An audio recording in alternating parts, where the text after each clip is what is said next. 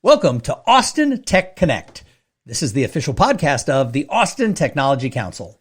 This show is for people who care about innovation, community, and the conversations that make Austin, Austin. My name is Thom Singer, and I have now been with the Austin Technology Council for almost 3.5 years, actually just a little over 3.5 years. And we started this podcast so we could introduce everyone in the community to people who are making things happen, both in the tech companies and in the solution provider companies that serve tech, because we are one ecosystem. And so every week we talk to someone who has smart ideas, real talk, and in a few minutes, we're going to talk about the state of commercial real estate here in Austin as things happen. So let's get going on that. But first, we have to thank the sponsor of Austin Tech Connect, and that is Calavista Software. Software development without the drama. Since 2001, Calavista Software has been trusted by startups and Fortune 100 companies alike for their custom software needs. So today on the show, I am really excited because we are being joined by the person who is the newest board member at the Austin Technology Council, and that is Taylor McHargue. Taylor, welcome to the show.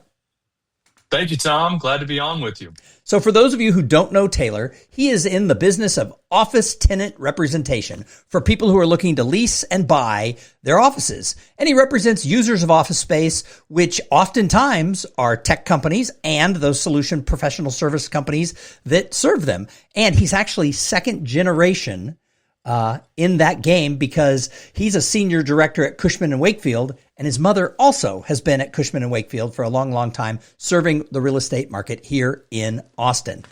Cool thing about Taylor, he also was a college quarterback at Rice, and now he is an analyst with CBS Sports. Yes, that's right. Every fall on Saturdays, you're going to find him on CBS Sports talking college football. He's the father of two with a third one on the way, and he was born and raised right here in Austin. So Taylor, let's jump into this. Let's go back. Let's start with college football. Let's go back to your football playing days. Where'd you go to school? Well, I gave it away. I said Rice, but tell us about that. Yeah. So from here in Austin, moved up north to Cedar Park when I was a kid and went to Vista Ridge High School and went through the recruiting process. Was committed originally to Iowa State, and coaching staff changed, things changed. I ended up going to Rice University, and it was great. All of my best friends are guys that I've played football with, and great degree, great alumni network. My first job out of college and my start in commercial real estate was working for a guy named Jay Lamy at Aquila Commercial, and he was a Rice football alumni. And it's a network that I've leaned on heavily since I got done playing. But yeah, did not play professionally, but got done. My last year was 2013, and had a good run. I mean, Rice is obviously not known for its football, but we had some success when I was there. Went to a couple bowl games, and I had a really good experience. Nice. So you went straight into commercial real estate. Was that what did you study in school? I thought I was going to be a football coach, and I studied sports management, and I thought that's exactly what I wanted to do. And my coaching staff, most of these guys had moved around every 2 or 3 years, and their families were constantly on the go. And I actually, through my internships, realized, I don't know that maybe there's other opportunities out there. I don't know that I want to uproot myself and my family every 2 or 3 years. And so, like I said, I got to know Jay Lamy, and my mom, like you mentioned, she's in property management, but she had told me for years that I think you'd be a good broker. I think you'd like brokerage. And I called Jay, and there was a couple other groups that I was trying to interview with, and the opportunity back here in Austin with Aquila was great. And I spent 9 years there and enjoyed it. Those guys were great, and then moved over to Cushman and Wakefield last year. But yeah, that was kind of my background post-grad. Nice. So we'll get into talking about the real estate market, but you made the move over to Cushman and Wakefield, and you've been looking around town on how do you get more involved in the business community. So what led you to the Austin Technology Council, and why did you decide to come on our board and help us with our growth efforts? Yeah, I mean, so the first thing, I have to thank Bart Kalsu for making me aware of AT. I had been to some ATC events in the past, and specifically some that were pre-COVID.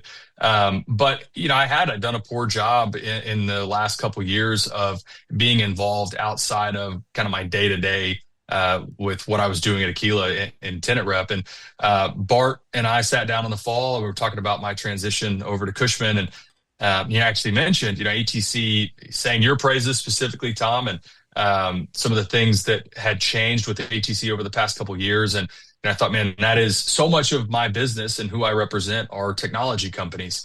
And that's evolved some since COVID. So much of our business in office, specifically for commercial real estate, has changed. But it seemed like a natural fit in an area that, I'd like to say tech is the tail that wags the dog in Austin. We need it for so many reasons, but so much, again, of the time that I spend in not just existing clients, but pursuits and who we see coming from the West Coast and from Manhattan specifically are technology companies. And it seemed like a natural fit to try and get involved because, like I said, that's a lot of who I spend my time with already. Nice. Well, you're exactly who we're looking for to get involved, because we're looking for people who, I love the fact that you're an Austin native and that you grew up here. We like people who have that Austin in their heart, although many of us transplants have it. So that's a good thing. But also you're young, you've got energy, and you're looking to the long-term future of the tech community and your career and how you can give back. So, we're hoping that you'll bring along a lot of other people kind of your age to help us move forward. Yeah. Absolutely. There's no doubt. And I think there's opportunity in a number of ways to lean in and plug in. And it's been, since I made this announcement and you made this announcement, it's been cool to see the feedback from my peers on them wanting to get involved as well. Yeah, and it's it's time for a transition to that next generation. So when you and I met, I was really excited with your enthusiasm of getting involved. And of course, for anybody who works in a business like law or accounting or commercial real estate, the growth of the tech company is the growth of your business. And I've lived in Austin for 35 years, and I actually worked not in commercial real estate, but I worked in banking, in law, and in consulting for companies that sold into tech. And all of those companies I worked for many years ago, the companies themselves have continued to grow their Austin presence as the technology sector here has continued to grow and get stronger. So obviously it's a win-win for you. If we continue to grow tech and make tech strong, there's more people who are going to need office space, right? Yeah, there's no doubt. And like I said a minute ago, when I got to Aquila and I got into the business, tech was, this was the landing spot for, it seemed like, every major technology company in the country. They were either, full relocation or they were opening up their secondary or a tertiary office in Austin. And it was happening so fast. And obviously the timeline for office space has condensed down and size has shrunk down with hybrid and still a lot of companies that are fully remote. But we're seeing that change. That's been something within the past year, and especially since the start of 2026, number of technology companies, a lot of which we see AI tied to it. What exactly that means is obviously open to interpretation, but that there's no doubt we've seen a resurgence in that regard. And Austin is still, vacancy is still high. We're still just under 30% overall for the market, but we could talk your ear off about what exactly that means, but activity overall, we have seen increase, market wide, but especially with technology companies. Well, and that's a perfect transition into the idea of commercial real estate and how it's sort of a window into the business community, and certainly in Austin, sort of a window into tech. I know during the pandemic, we all thought, well, that's it. That's the end of all these tall, we built all these tall buildings and now they're, going to be empty forever because no one's ever going to work in an office again. And of course, we're seeing that return to office trend become stronger and stronger. So let's talk about commercial real estate and sort of the eyes that it takes into the business and tech world. Let's go back to those boom days when you first started and were getting your feet wet. Everybody was moving to Austin. Everybody needed space. What did you see specifically in that time, and what did it say about the health of the tech community?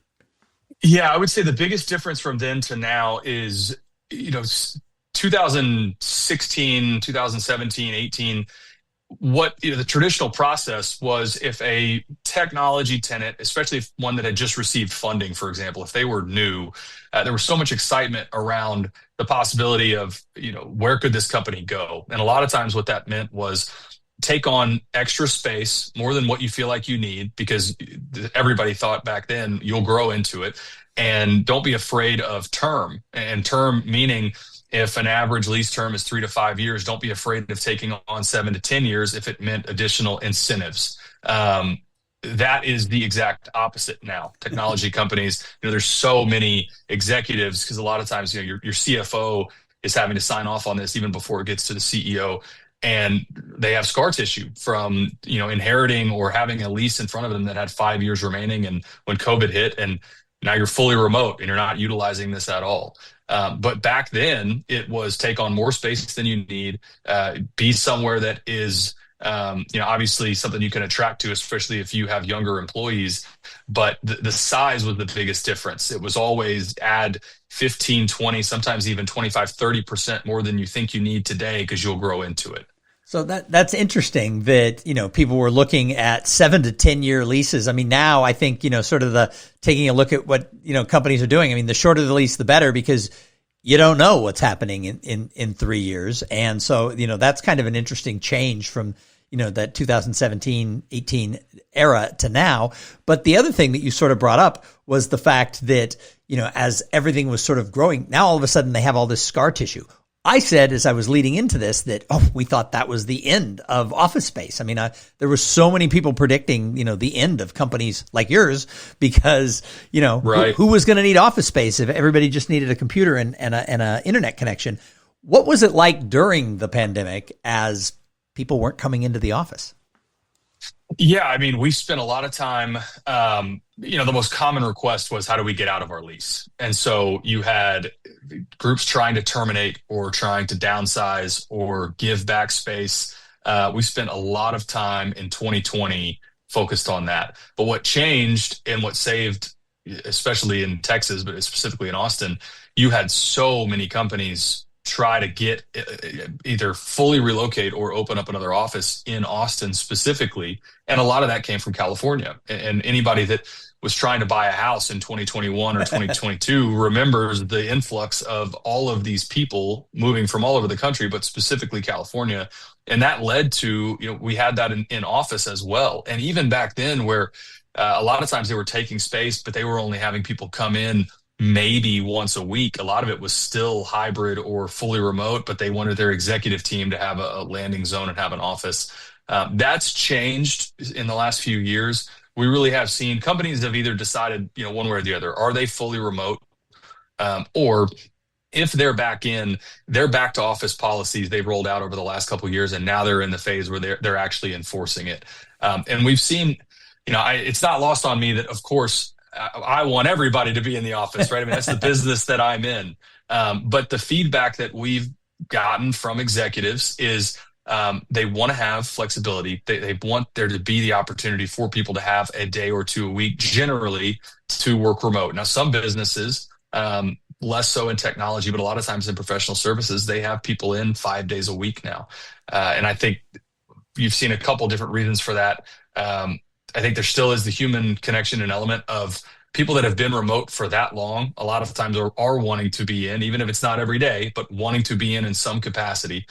And then the other thing that we see a lot of times with technology companies specifically is, depending on who's backing them, especially like venture capital, for example, they ask on the front end, what is your office strategy? Are you in? Because a lot of times you see venture groups that say they're not going to back fully remote companies. They want to see who's in. That's not always the case, but that is feedback that we've gotten, especially in that the PE or the VC backed companies, that they want to see, at least in some way, people that are in office, and how are they working with one another. So it's interesting, because I've talked to people who they themselves, their jobs are more, maybe math driven, technology driven, whatever. And they're back in the office, and I go, wow, you're kind of an introvert. You probably hate that. And in a couple of cases, they've been like, no, I actually like going into the office because it's more collaborative. So when they're working on a project, if they can't get something done themselves and they need somebody else with a similar job and a similar eye to take a look at a problem, they said it takes 5 minutes to whiteboard it. Whereas if you have to go onto Slack, find out who has time, set up an appointment, and then show them via Zoom or whatever they're using what's going on, it can take a day to answer a 5 minute or half day to answer a 5 minute program. So even some of the people you would think want to be fully remote are finding some advantages to being in the office, at least 3 days a week or whatever it is. Yeah, and it really depends on the company. It depends on the industry. There are some that went fully remote and have no intention of coming back. They don't need the space. And I think that's where you're seeing, our market, it's going to take a long time. And in some cases, some of these buildings are just obsolete now. They will be demoed and they'll become something else. That'll be retrofitted into multifamily, or they'll just be demoed and go away completely. But there's a lot of buildings that are still in demand right now that we're seeing they're being reoccupied. Tenants that at one point maybe subleased their space, they're starting to reoccupy that as well. Google downtown is one of the best examples of that. But your example is spot on of it's very difficult if you're in any sort of business that you are trying to solve problems with a team. It is very frustrating if you're having to set up a quick Zoom call or Slack meeting to go through a 15-minute conversation and work through, okay, when can I fit into their calendar? When, if you're in the office, it's a lot easier to walk over and have that conversation. And I agree, Tom. We get that feedback all the time. So as we get to today, I talk about the fact that you guys sort of have a window into what's going on. So let's talk a little bit more in depth about the state of commercial real estate today. And we have a lot of people, who listen to this who aren't the CFO. They're not the person in charge, of picking the space and knowing how much there is. Yeah. And I know from having been through that with companies, there's a lot that goes on when you decide on the space. It's not just, we need to have so many offices and we need to have a break room for the foosball table and that. What are some of the things that, like, for companies that are growing that maybe never have had to go through this before? What are some of the things that are happening right now that they just need to be aware of? And what is the state of commercial real estate in Austin? Yeah, I would say, like I said at the top, activity specifically in technology has increased significantly in the last year. I think what we've seen just at a high level, 30,000 foot view, is buildings that are heavily amenitized are performing very well. Buildings that are in the areas of town that young people want to be in are performing well. Downtown, the Domain, things like that. Downtown, Domain, close in south. Southwest Austin has been very competitive, especially that South Mopac corridor. East, for example, East Austin, when I started in the business, that was an area that was extremely hot. Right now, that's still a little slow. There's not a lot of companies that are wanting to focus there. That may be like the secondary option on their search. But the other thing that's changed, for a larger tenant especially, we would always recommend, give yourself time on the front end of your process to make sure that you can fully vet where you want to go. And if there's any construction that needs to happen on the space, give yourself that 9 to 12 or even 15 months for the process. That has changed so much, especially with technology companies, where the fuse from the time that we start their search to the time they want to move in, a lot of times is 3 to 6 months, which in our world is incredibly quick. And like you mentioned, we get this feedback all the time. This space is a recruiting tool in recruiting and retention. It is so difficult. The days of, if you're trying to hire a younger workforce, the days of, being in a Class B building that has no amenities and you're off the interstate, those are the buildings that are really struggling right now, where the buildings that have, a coffee shop in the building and, it's got a good workout facility and it's got good conferencing. Those are the kind of things that you may not have really cared about pre-COVID. But that drives a lot of the activity now. And that's where I think we also see vacancy rate. Let's say it's downtown, for example, just under 30% is downtown. That's true, but you have these large chunks of space that we really don't even include on these market surveys on the front end. A lot of times that's not where tenants want to go. They give us the parameters of what they want, and it excludes a number of buildings that we just don't ever really end up on searches right now, where the flip side of that is it feels like we see the same buildings over and over downtown that have all of the attention and all of the demand. And so it really is kind of a tale of two worlds and the haves and have-nots on activity. So you're saying that the stats show 30% vacancy, but the preferred buildings, it's a lot tighter. Absolutely, especially preferred buildings that are move-in ready. I talk about that, the short fuse on these spaces. What landlords are doing now is they're going in and building out, we call it, spec suite, for example, where they go in and they build out the space on the front end. The landlord incurs those construction costs because, another piece, going back to these executives that have heartburn over real estate from, COVID days, build out costs, the construction costs. Most technology companies, especially the ones we're working with right now, tell us on the front end, we do not want a big construction out-of-pocket exposure here. Find us something that's move-in ready. And so a lot of the activity that we see are, what buildings have move-in ready options, especially, gosh, if there's furniture included, that's, an even bigger perk. And the ones that are sitting in, when we say shell construction, where if you just walked in and it's just the concrete, and maybe there's HVAC put in, those are the ones that by and large are a lot of the time still sitting right now.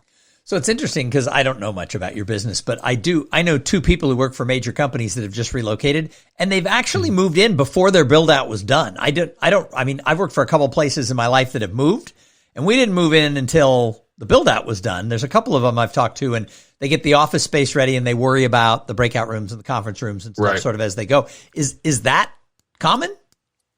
It wasn't, but again, going back to that short fuse, you're getting companies that say, we want to be in June 1st, and we come back and say, well, if these modifications you want to make, this may not be, we may not be able to get in until September, but we can get you, temporary occupancy while they build out, for example, the break area. All the office space is ready to go, but there's some minor stuff that needs to be tweaked, and they'll say, sure, yeah, we want to be in. And another thing that we see a lot right now is that we have a workforce here and they're in a co-working space. They're in an industrious, so they're in a WeWork, and they're asking us, hey, can we get a devoted space? We've been in co-working for, in some cases it's been years. And now we've gotten to a head count of 25, 30 people, and it just doesn't work anymore. And we want to get out. We want to have our devoted space. And that's where they're used to. That's the beauty of co-working. Like a WeWork, for example, they'll do month to month, they'll do 6 months, but it's a little longer timeline typically on what we would call a traditional space. But that timeline, going back to adding that extra 10 to 15% on the size of your space pre-COVID, it's the opposite now. It is nail exactly what we think we need today. And if we outgrow this, then we'll cross that bridge when we get there. But very rarely right now do we see groups that say, you know what, give us that extra float on the space right now on the front end. We'll take on that risk. That's not nearly as popular as it was 6 years ago. So I guess when you're doing shorter term leases, you can get away with that. If you've got 100 employees and you take down space for 100-ish employees, and then you grow over the next 3 years to 125, you're on a 3-year lease. It's easier to go and move than if you're on that 7 to 10 year lease, right? Absolutely. And another thing that we get asked a lot is, on the front end, help us find buildings that have good expansion opportunities. Let's not go to a building where this is the only space remaining in the building, and if we outgrow this, we're stuck. What out there can we go take a look at that maybe we can ask for a right on the space next door to us, or there's 2 or 3 floors above us in the building that if we needed to expand, we can ask for a right on one of those. A lot of times that's driven by size. If you're a very small tenant, a lot of times we can't get the right to expand. Sometimes you still get it, but larger tenants especially, that's something that we always recommend on the front end. Let's make sure that we have the opportunity to grow. And that goes into the cat and mouse game with the landlord on, they want to push your term out, then we'll trade off that right. But it's our job, try to get the specs as close as possible to what these groups want on the front end. So, a lot of the stuff, the people that you work with, it's stealth. Nobody's supposed to know that there's hunting around for space here in Austin. And I just know because I hear things. There's still a lot of interest in Austin. Am I correct? Absolutely. I think one of the things, we actually got this feedback last week from a company that they're moving a number of their executive team from New York. And part of the feedback that we got is Austin has again become, more of the value option compared to the Bay Area, compared to New York, where there was a period there where office rents here were as high in some cases as, a lot of the parts of Manhattan. And home buying and rents were also getting to a point where certainly not nearly as expensive as New York, but it wasn't nearly the value play that it once was. That's now shifted back where, especially on the residential side, it is much more affordable here than, again, the Bay Area and Manhattan, which is typically where, for these tech companies specifically, that's a lot of times where those are the 3 markets that they're a lot of times evaluating. And so it is about the value is again in Austin, not just on the commercial side, but on the residential side. And landlords are getting really aggressive, commercial landlords, with incentives on the front end. And when I say incentives, you have your rental rate that the tenant is paying. But in commercial, a big part of what we try to negotiate on the front end is free rent and that tenant improvement allowance, the dollars that the landlord is going to offer on the front end to build out the space. And part of the feedback we got from that group from New York is, man, these incentive packages are much more aggressive than what we're seeing in New York right now.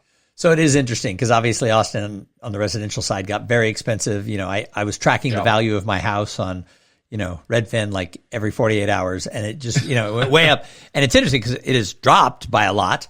However, it's still higher now than it was in 2019. So if you were to draw a graph I've lived in this house 22 years, if you were to draw a graph, it is, gone up quite a bit. And that line continues up and to the right. And you have that blip of like 21, 22, whatever it was.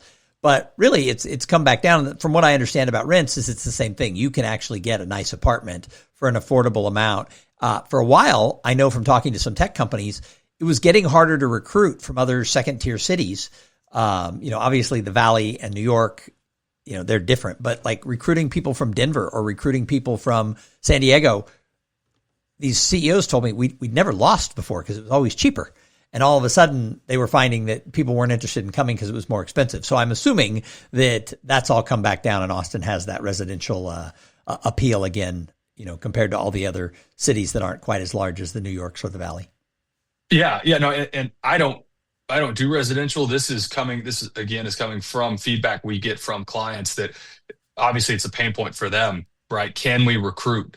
And it's gone back to, I don't think anybody would accuse Austin of being cheap, but it's gone back to exactly right. Comparing it to the Bay Area and comparing to New York, it's the value play where there was a period where, especially coming from San Francisco, I think a lot of times we'd get the feedback that, boy, this is not that much different in terms of rent for our employees in these specific pockets, the Domain, for example, or downtown, where now I do think that pendulum has kind of swung back in the direction where it is more affordable. So as I've said a couple times, I think you have a unique view because of what you do and the companies that you work with. So let's switch over to Austin, right? You're a native Austinite. Your career is adjacent to tech because you work so much with tech companies. What do you think is great about our tech ecosystem? And maybe what are some areas that we have to be cautious and conscious about? Well, I think affordability for a while there was the number one, where it was, man, this is really difficult. And I think you see a lot of times, or you saw a lot of times, where younger employees would get in and get to a certain point where maybe they're trying to start a family, and it was coming time to, am I going to stay here long term? And they would ultimately move away and go back to a different market. I think that affordability, I think, will always be one of the things that we have to strive to try to solve for as best we can.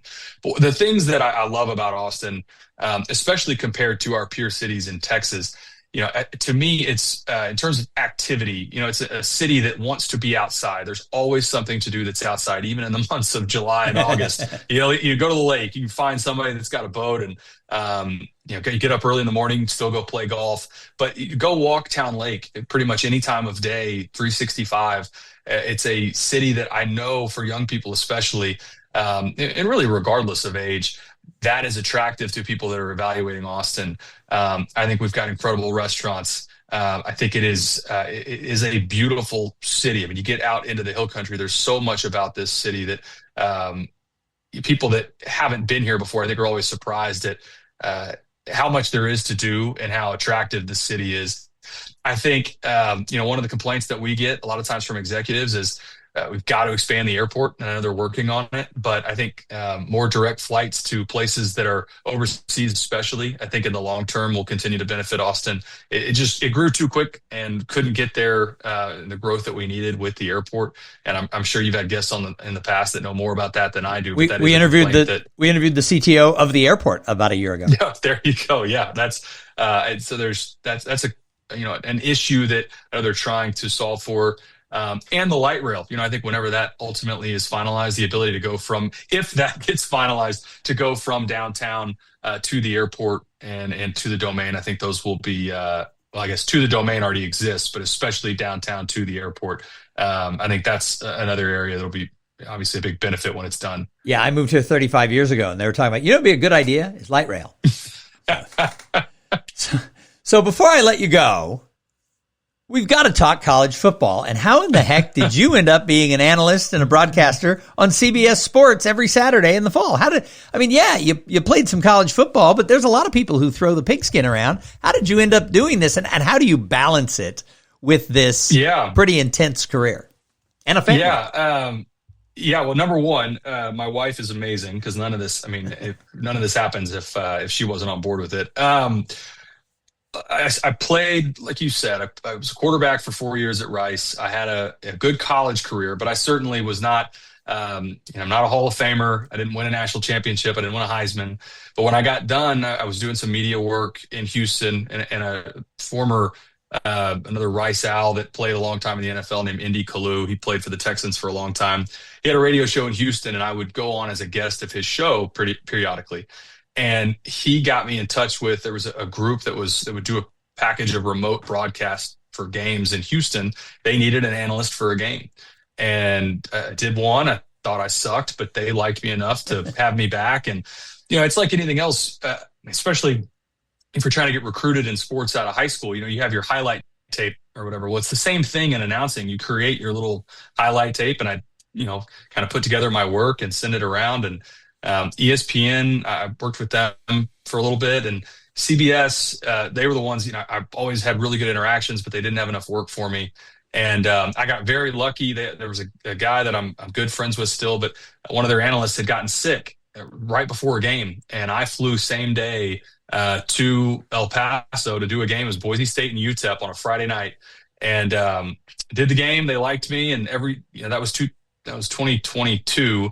Every year since, I've just added to my workload, and now it's been great. I'm going up there again in May to visit with the CBS team, and I love it. It's how I stay involved in college football, and I still think it's the greatest sport in the world. And the off season is nice. My wife certainly enjoys the off season, but we'll get going, start studying again in late summer, and then we'll get our schedule in August, and then the season will kick off. Nice. Well, ever since we announced that you joined the board of the Austin Technology Council, I'm walking around downtown, or I'm in a restaurant, and somebody goes, "Hey, I see you added." Some people know you and some people don't, but they'll be like, "He's the guy who does broadcasting for CBS." And they like tell me as if I didn't know this. And I'm like, yeah, that sort of came up when I talked to him.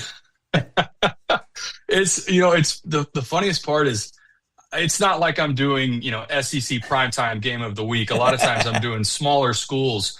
But it's amazing how many people in Austin, like you mentioned, no one's from here. I'll get a note on LinkedIn, or if they have my number, they'll text me, "Hey, I went to San Diego State. I didn't know you did this." And I'm sitting here watching the game with my family, and there you are. What a great choice of schools to pull out there. Exactly right. I figured you'd like that. Yeah, no, because he knew that I went to San Diego State, but that's when he said that, I thought he's obviously very good at what he does, because there's thousands of schools he could have pulled from, and he pulled my alma mater. So, Taylor, thank you so much for the work you're doing. You've already just in several weeks been a great addition to what we're trying to do in recreating and growing the Austin Technology Council. And I look forward to seeing the impact that you have not only on ATC, but on the whole tech community moving forward. Any final words? No, I really appreciate you having me on. I'm really excited to get going. I think just in the interactions I've had so far, the South by Happy Hour, for example, it's a great community, and I appreciate all the work that you have done and will continue to do in your leadership. And really excited to be on board. Nice. Well, the next big event is going to be the Austin Tech Hall of Fame on May 19th. So everybody make sure you're getting your tickets, because that event will probably sell out, and then you'll be sad because Taylor won't even be able to get you a ticket. So. All right. Well, again, thank you for being here. Thanks for your help. And thank you to everyone who tuned in and listened. I try to say it every week. Why would I do the show if people didn't listen? But make sure you're telling your friends, because one of my friends, I said this a few weeks ago, sent me a thing. He was looking for something to listen to, and he asked ChatGPT, what's the top podcast about the Austin tech ecosystem? And it gave him 4 choices, but it gave him mine first. So I don't know that we're really the top podcast, but according to ChatGPT, apparently we are. So make sure you're telling all of your friends to tune in and listen to Austin Tech Connect, and we'll be back next week.